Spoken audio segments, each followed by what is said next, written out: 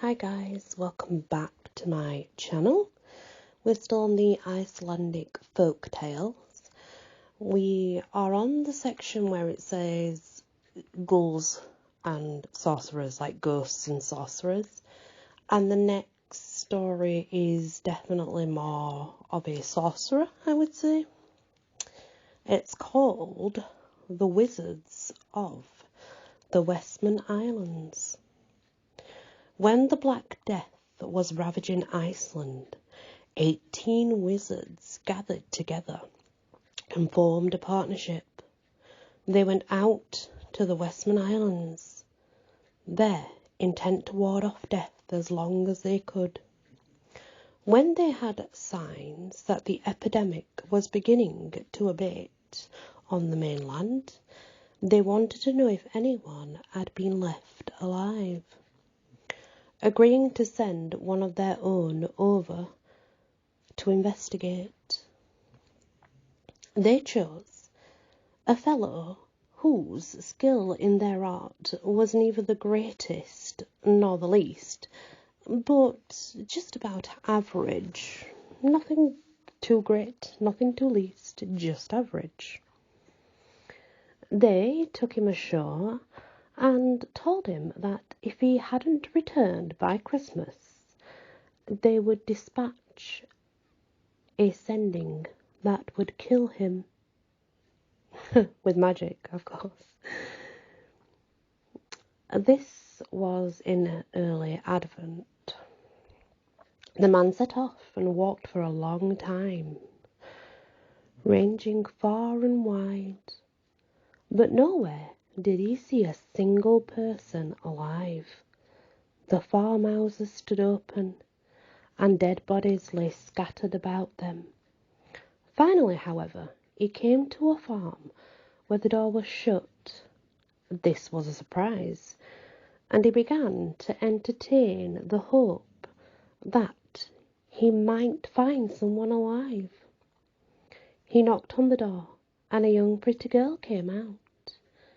As he greeted her, she flung her arms around his neck, crying with joy over seeing another human being, for she had thought that she was the only survivor in the whole world. She asked the wizard to stay with her, to which he agreed, and they went inside and had a long talk. She inquired where he came from and where he was going. Having told her that, he added that he had to go back before Christmas. But she pleaded with him. She pleaded and begged with him to stay as long as possible. He took pity on her and made her the promise. She informed him that nobody was alive in the surrounding area, for she had travelled a week in all directions and found no one. Time passed and Christmas approached. Then the islander wanted to go, but the girl beseeched him to stay, arguing that his companions couldn't be so cruel as to punish him for remaining with her, a poor orphan. He gave in. Christmas Eve arrived, and the man resolved to go no matter what the girl said. Then, seeing that prayers would no longer avail her, she changed her tune, saying, "Do you really think you can reach the islands tonight? Don't you think it's as good to die here with me as somewhere on the way?" The man realised that he had run out of time, and that he had best stay and await the death just right there. The night wore on. The man was dispirited, but the girl was as cheerful as could be, asking if he had any idea how the islanders were getting on. He replied that they had already dispatched the sending to the mainland, and it would arrive that same day. The girl sat down on her bed with him, and he lay on the other side of it, up against the wall, remarking that he was getting drowsy, a fact that he attributed to the effect of the sending. He soon fell asleep. The girl remained sitting on the edge of the bed, and she stayed there, and she kept rousing him from his sleep from time to time. This was so he could tell her that the sending was proceeding. But the nearer it drew, the deeper his sleep started to become. Finally, having declared that the sending was now within the boundaries of the farm, he fell so fast asleep that the girl could no longer wake him. At the same time, she noticed that a rust-coloured cloud of vapour was weeping into the house through the cracks. The vapour approached her very slowly and assumed a human shape. The girl asked, Where are you from? And she also prayed, and prayed a lot she did. It thought it was going, and the sending told her all about its mission, finally asking her to get off the bed. For I can't past you, it said. I'm not sure what that bit means, but it's exactly how it's put in the book, so forgive me. Then the girl, for she did not want to move, was very upset.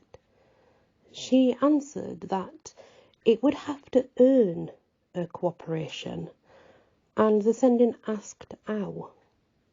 By showing her how big it could get, said the girl. The sending agreed and made itself as large, so large that it filled the entire house. Then the girl said, Now, I want to see how small you can make yourself. The sending told her it could turn into a fly, and immediately assumed such a shape, intending to sneak under the girl's arm, and thus getting to the man in the bed. But instead, it flew right into a hollow sheep's leg the girl was holding. But he did not realize the girl was holding this before it turned into a fly. Kind of a trick, you may assume. She now promptly plugged. After that, she put the leg bone, the sending that was in it, in her pocket, and roused her companion. The man woke up quickly and could hardly believe he was still alive. The girl asked him where the sending was now, and he said he had no idea what had become of it. None at all. He couldn't feel it, he couldn't sense it. He was confused. That, said the girl, just confirmed her long-standing suspicion that those island chaps weren't the wizards they were made out to be. The man was very glad, and they both thoroughly enjoyed their Christmas. As New Year drew near, however, the man again grew silent. The girl asked what was bothering him. He replied that the islanders were preparing another sending, and they're all putting their spells together to make it more powerful. I'll be here on New Year's Eve, and there won't be any escape for me. The girl said she wouldn't worry about that so soon. And don't be afraid of those sendings from the islanders, she said. She remained very cheerful, that he was ashamed to show any signs of fear. On New Year's Eve, the man said the sending had reached the mainland, and it's moving very quickly, he said, for it's extremely powerful. The girl told him to come outside with her, and so he did. They walked until they came to a beautiful thicket. There the girl stopped, removed a few twigs, and uncovered a slab of stone. She lifted the slab, and underneath it gaped the entrance to a subterranean chamber. The two of them descended into the chamber, which was dark and terrifying. One dim lamp was there, made out of human skull, and burning the belly fat of a man. On and on the earthen bunker they went, to the light that lay of an old codger. Rather scary to look at, really, for he was dead, but he was also a light, and it was just there, very earthen looking, an old codger with a light inside him.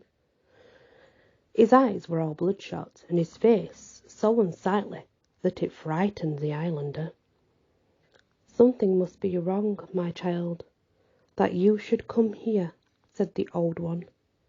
Yes, it actually spoke, though the girl was pretty sure that it was dead, but speaking.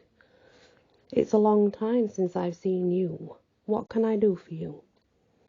The girl told him all that had come to pass, about the man, and about the first sending, which she had faithfully trapped for him, without him even knowing, of course. He was fast asleep. The old man asked to see the leg bone, and the girl gave it to him. With the bone in his hands, the old fellow looked like a different man. He turned the bone this way and that way, looking at it from every possible angle, and fondled it with his hands. Then the girl pleaded, "Help me now, foster father, and hurry, for the man is beginning to get drowsy. That means the sending will soon be here." The old man then unplugged the leg bone, and the fly came crawling out of it. Not flying, but crawling. As a fly, though. The old man caressed and patted the fly, saying, "Now go meet all the sendings from the islands and swallow them up."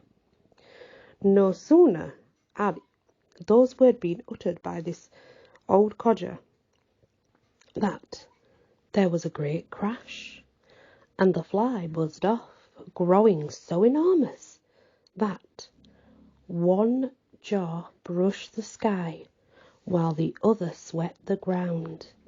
In this way it counted all the sendings from their islands, and the man was saved, for it gobbled them up.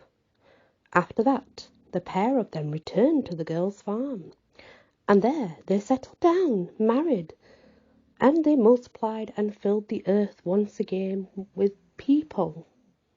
The end. Okay, that is a very bizarre story, I have to admit. It's the first time I've read it, and some of the wording's really bizarre.